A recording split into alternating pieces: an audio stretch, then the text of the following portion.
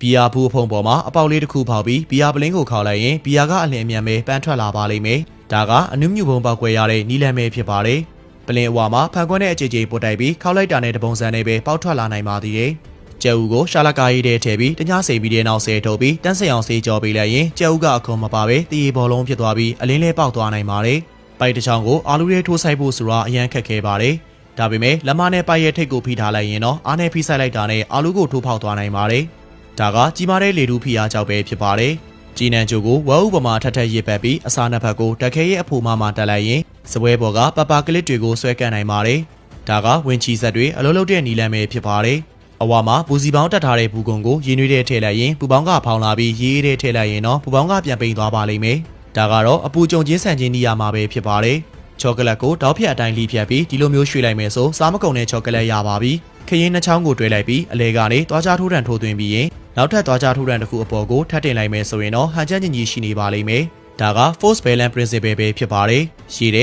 iodine ထည့်လိုက်မယ်ဆိုရင်တော့နောက်သွားပြီးလှီးထားတဲ့ပန်းဒီကိုသူ့ထဲထည့်ပြီးလှုပ်ပေးလိုက်မယ်ဆိုရင်တော့ရေကပြန်ကြည်သွားပါလိမ့်မယ်။ဒါက red horse reaction ပဲဖြစ်ပါတယ်။